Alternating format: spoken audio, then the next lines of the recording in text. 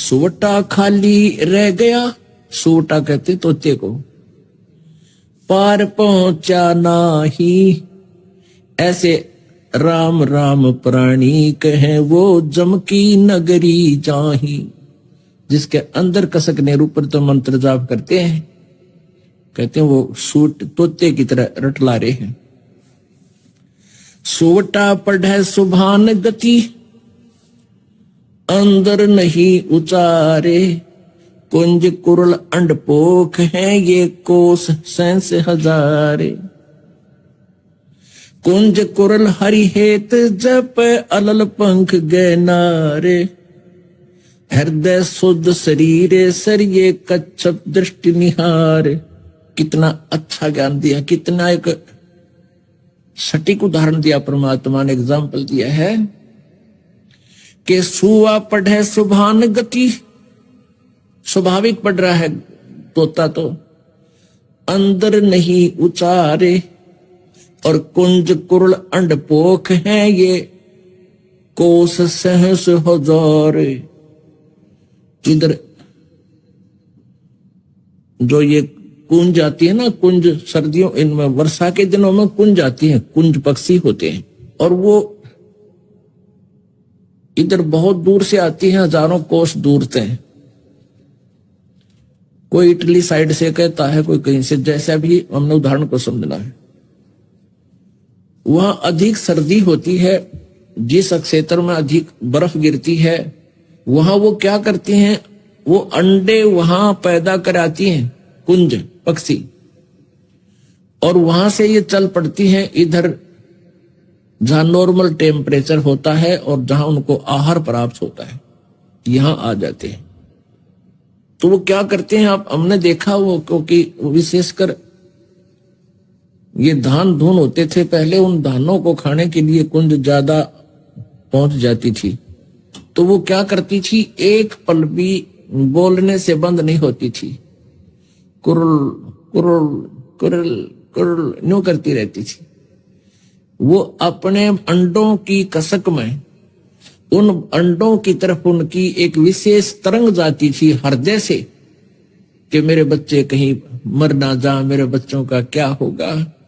तो वहां से वो अपनी उस तरंग से, उस कसक से, उस कुरलाहट से, और वहां हजारों कोस दूर यानी 2-3 हजार किलोमीटर दूर बैठी भी उन अंडों को वो पोष रही थी, पोख रही थी। जैसे एक तो पक्षी अंडों के ऊपर बैठकर उनको पोषण करता है, जैसे ये कबूतर है, कौवे हैं, इस तरह के पक्षी, और वो वहां से अपने अंदर की तरंग से, कसक से, कुरलाहट से, किलबिलाहट से उन हजार कोस दूर अंडों को पोषण पहुंचा रही है उस कसक से, और उनके अंडे वे फिर बच्चे बन जाते हैं। जब वो वापस जाती हैं अपने उस कसक की तरंग की सेटिंग तय, अपने अपने बच्चों के पास वो ऑटोमेटिकली मिल जाती है, वो भूल नहीं करती।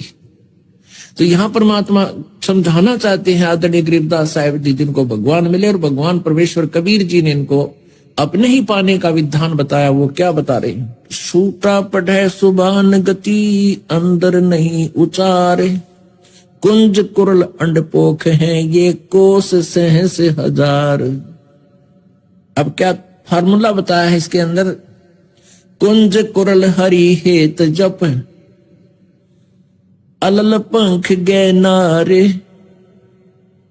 हृदय शुद्ध शरीर सर कच्छप दृष्टि निहार। ऐसी संगति जो मिले तो साईं से भेंट, ऊपरली बर्बाद है ये जम मारेगा फेंट।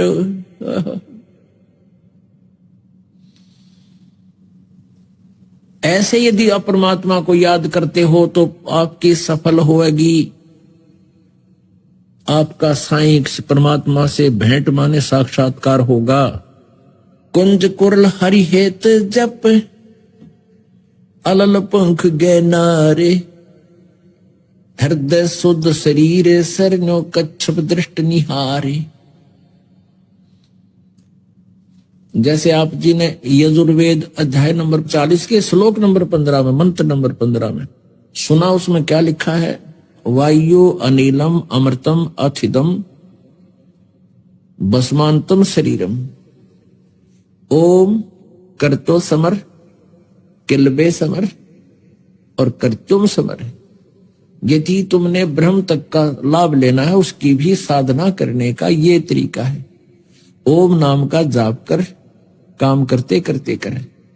और किलबे माने किलबिलाहट के साथ, विशेष कसक के साथ, जैसे कुंज पक्षी अपने बच्चों की एक पल भी याद नहीं भूलता और हृदय से याद करता है, कुर्र कुर्र, यानी विशेष किलबिलाहट से, विशेष कसक के साथ। किलबे माने ऐसे ढंग से जाप कर जैसे कुंज पक्षी अपने बच्चों को, अंडों को याद करता है कुरलाहट से, अंदर की कसक से, उसको किलबे बोलते हैं।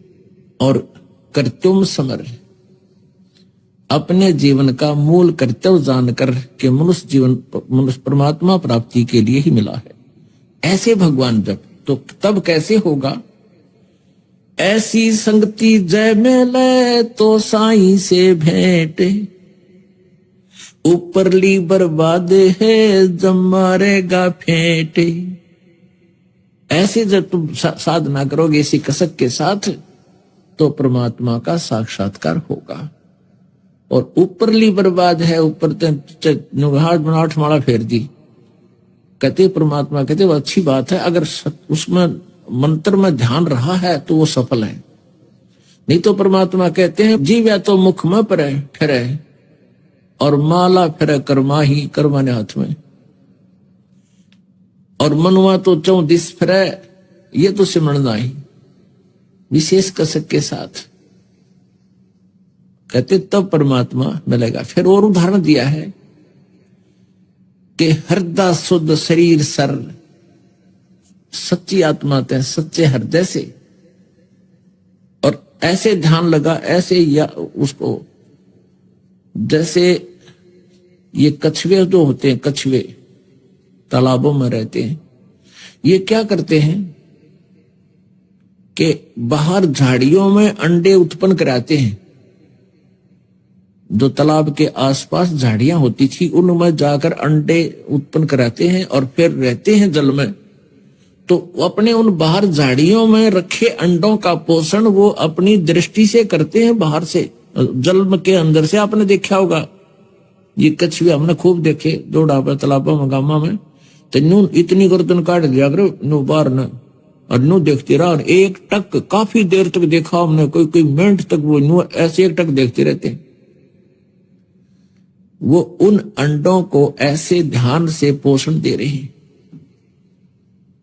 तो ये हमारा मेडिटेशन है कि जैसे आपकी आंखें खुली हैं, आप बैठे हो, मंत्र कर रहे हो, जब आप सारनाम का जाप करते हो तो आपका मेडिटेशन साथ में चलता है। ये विधि हम उसको उपदेश देते समय बताते हैं। तो हमारा, जैसे हम यहां बैठे हैं और हमारा ध्यान उस सतलोक में है कि हम यहां नहीं रहेंगे, हमारा लोक यहां नहीं है, हम सतलोक में जाएंगे। जैसे एक अलल पक्षी होता है, उसको अनल पक्षी भी बोलते। अनल, अनल माने वायु होती है, अनिल, और वायु में विचरने वाला वो पक्षी होता है। अब बहुत से पक्षी ऐसे हैं, बहुत से ऐसे जानवर भी हैं जिनकी जाति नष्ट हो गई है। सदग्रंथों में एक ऐसे पक्षी का विवरण आता है कि वो अलल पक्ष कहलाता था, अलल पंखी पक्षी। वो वायु में रहता, ऊपर, बहुत ऊपर के स्थान पर है, और वो ऊपर से ही अंडे छोड़ देती है। मादा अलल अंडे भगवान का वाला छोड़ देती है, ऊपर से अंडे वायु में ही, आकाश में अंडे पैदा कर देती है। और वो कहां करती है? जहां केले के वन होते थे, वन, ऐसे केले फंसे रहते थे एक दूसरे में, तो वो उस स्थान का उनको आइडिया होता था, उसी के आसपास वो घूमते रहते थे, उसी केले के वन के ऊपर वो अपना उनको आइडिया होता था, वहीं रहती थी। वहां से अंडे छोड़ देते थे, भगवान वाला है।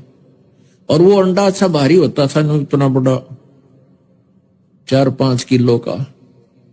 और ऊपर से आता गड़ गड़ गड़ करता हुआ, और आते ही वो केलों के वृक्षों पर गिरता हुआ उनके पेड़ों को तोड़ता तोड़ता फिर जमीन पर जाकर गिरकर गद से फूट जाता। अब वायु की घर्षण से, गर्मी से वो पक लेता, उसमें बच्चा बन जाता। और एकदम जब सीधा आकर धरती पर गिर जाए तो बच्चा भी मर जावे। वो केलों के पत्तों पर, ऐसे उलझे हुए पत्तों पर गिरता, जोर से उनको तोड़ता हुआ, यानी उसकी गति कम हो जाती, स्पीड कम हो जाती, और फिर गिरते ही फूट जाता।